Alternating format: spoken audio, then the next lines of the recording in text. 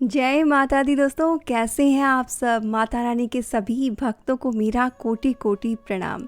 दोस्तों, अपना देश चैनल में पहली बार आए तो सब्सक्राइब बटन को क्लिक कीजिए, घंटी बजा दीजिए, साथ ही ऑल के ऑप्शन को सेलेक्ट कर दीजिए ताकि वास्तु, पंचांग और पूजा पाठ से जुड़ी इन्फॉर्मेशन आपसे मिस ना हो। दोस्तों, आज इस वीडियो में हम बात कर रहे हैं माँ वैष्णो देवी की। दोस्तों, नवरात्र चल रहे हैं और नवरात्र में जो व्यक्ति सच्चे मन से एक बार माता रानी के नाम का जयकारा लगा देता है, माता रानी साक्षात उसे दर्शन देती है और हर मनोकामना को पूर्ण करती है। दोस्तों, आप भी चाहते हैं कि आपको माता रानी के दर्शन, तो एक बार माता रानी के नाम का जयकारा लगा दीजिए और कमेंट में बोल दीजिए जय माता दी। देखिए दोस्तों, किस तरह से इस कथा को सुनने मात्र से आपकी हर इच्छा, हर कामना को माता रानी कैसे पूरा करती है, बस सच्चे मन की, सच्ची श्रद्धा की, सच्ची आस्था की। दोस्तों, वैसे तो माता रानी से जुड़ी कई कथाएं हैं, लेकिन दोस्तों एक बहुत ही प्रचलित और सच्ची कथा है, वो है भक्त पंडित श्रीधर की, जिनकी भक्ति से प्रसन्न होकर वैष्णो देवी ने अपनी परम भक्त पंडित श्रीधर की भक्ति से प्रसन्न होकर उनकी लाज बचाई थी। माता ने पूरी जगत को अपनी महिमा का बोध कराया। तब से आज तक दोस्तों लोग इस तीर्थ स्थल की यात्रा करते हैं माता की कृपा पाने के लिए। दोस्तों, अगर आप भी चाहते हैं कि माता रानी का आशीर्वाद आपके जीवन पे बना रहे, आपके पूरे परिवार पर बना रहे, तो एक बार जीवन में आपने माता रानी के दर्शन करने वैष्णो देवी जरूर से जाना चाहिए। और दोस्तों, जो व्यक्ति सच्चे मन से माँ के नाम का जयकारा लगाते हैं, माँ उन्हें अपने दर्शन के लिए ज़रूर बुलाती है। अगर आप भी जाना चाहते हैं वैष्णो देवी माता के दर्शन को, तो एक बार माँ के नाम का जयकारा लगाकर देखिए कैसे दावा आता है आपके लिए। दोस्तों, कटरा से कुछ दूरी पर स्थित हंसली गांव में माँ वैष्णो देवी के परम भक्त श्रीधर रहते थे। वे निसंतान होने से बहुत दुखी थे। एक दिन उन्होंने नवरात्र पूजन के लिए कुंवारी कन्याओं को बुलाया और माँ वैष्णो देवी कन्या के वेश में उन्हीं के बीच आकर बैठ गई। पूजे के बाद सभी कन्याएं तो घर चली गई, पर माँ वैष्णो देवी वहीं रहीं और श्रीधर से बोली कि सबको अपने घर भंडारे का निमंत्रण दे आओ। श्रीधर ने उस दिव्य कन्या की बात मान ली और आसपास के गांव में भंडारे का संदेश पहुंचा दिया।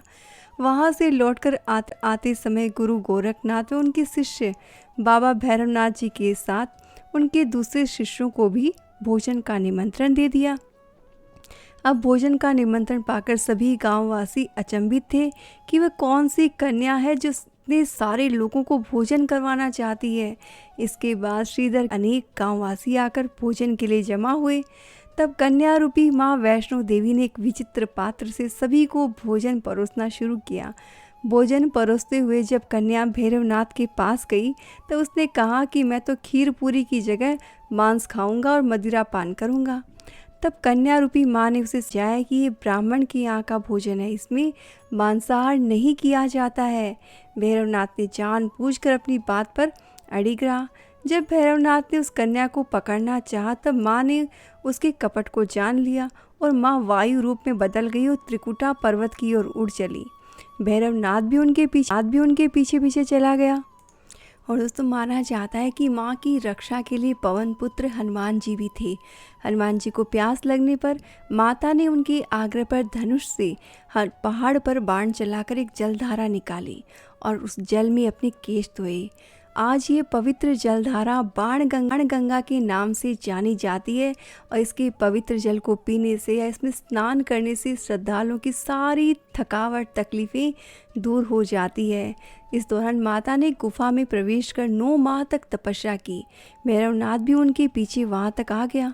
तब एक साधु ने भैरवनाथ से कहा कि तू कन्या समझ रहा है वह आदि शक्ति जगदम्बा है, इसलिए उस महाशक्ति का पीछा छोड़ दे। भैरवनाथ ने साधु की बात नहीं मानी। तब माता गुफा की दूसरी ओर से मार्ग बनाकर बाहर निकल गई। यह गुफा आज भी अर्ध कुमारी या आदि कुमारी या गर्भ जून के नाम से प्रसिद्ध है। अर्ध कुमारी के पहले माता की चरण पादुका भी है और चरण पादुका वो जो स्थान है जहाँ से माता ने भागते भागते मुड़कर भैरवनाथ को देखा था। गुफा से बाहर निकलकर कन्या ने देवी का रूप धारण किया। माता ने भैरवनाथ को चेताया और वापस जाने को कहा। फिर भी वह नहीं माना। माता गुफा के भीतर चली गई। तब माता की रक्षा के लिए हनुमान जी गुफा के बाहर थे। उन्होंने भैरवनाथ से युद्ध किया। भैरव ने फिर भी हार नहीं मानी। जब वीर लंगूर निढाल होने लगे तब माता वैष्णवी ने महाकाली का रूप लेकर भैरवनाथ का संहार कर दिया। भैरवनाथ का सिर कटकर भवन से 8 किलोमीटर दूर त्रिकुट पर्वत की भैरव घाटी में गिरा और उस स्थान को भैरवनाथ के मंदिर के नाम से जाना जाता है। और जिस स्थान पर माँ वैष्णो देवी ने हठी भैरवनाथ का वध किया वह स्थान पवित्र गुफा अथवा भवन से प्रसिद्ध है।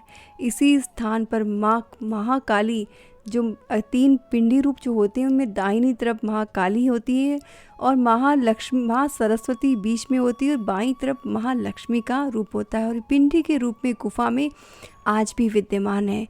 इन तीनों के सम्मिलित रूप को ही महावैष्णो देवी का रूप कहा जाता है। और दोस्तों कहा जाता है कि अपने वध के बाद भैरवनाथ को अपनी भूल का पश्चाताप हुआ और उसने माँ से क्षमा दान भी मांगी। माता वैष्णो देवी जानती थी कि उन पर हमला करने के पीछे भैरव की प्रमुख मंशा मोक्ष प्राप्ति की थी। उन्होंने उनको पुनर्जन्म के चक्र से मुक्ति प्रदान की, बल्कि उसे वरदान देते हुए कहा कि मेरे दर्शन तब तक पूरे नहीं माने जाएंगे जब तक कोई भक्त मेरे बाद तुम्हारे दर्शन नहीं करेगा। और उसी मान्यता के अनुसार आज भी भक्त माता वैष्णो देवी के दर्शन करने के बाद करीब 3.25 किलोमीटर चढ़ाई करके भैरवनाथ के दर्शन को जाते हैं।